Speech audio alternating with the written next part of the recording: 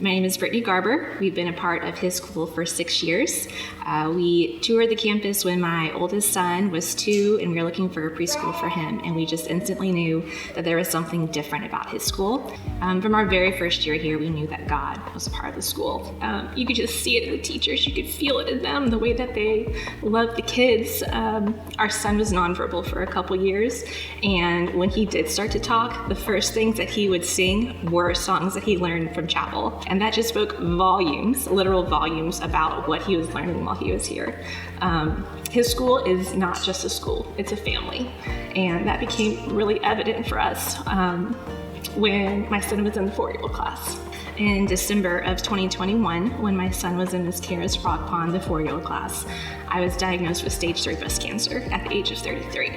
And it was a lot to process, a lot to stomach, and of course there were so many fears that arose around my ability as a mom and my children. My son was 4, my daughter is 18 months, and one of my first phone calls and emails was to Marlo and the staff and his teachers.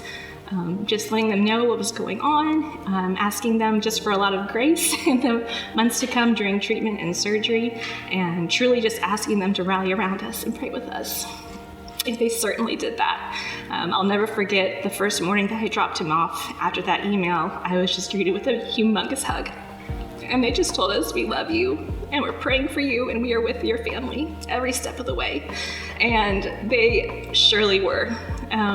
Beyond the texts, the prayers, the check-ins, the gifts, I know that they prayed for us every morning at their staff devotion time. They just loved on us so well. And the most important thing to me was knowing that my son was being taken care of in the gaps in ways that I wasn't able to always provide for him, either physically, when I couldn't physically pick him up and give him a hug, when I didn't have the extra time or energy to go over letters and numbers and all those beginning things. When I even didn't have the energy to read extra stories or songs at night, I knew that he was getting all of that here. And for a mom who loves the Lord and whose greatest desire is to raise kids who know they belong to Him, there's no greater gift I could ask for. His school truly met our family during the most difficult time of our life. And they became family, and they still are today.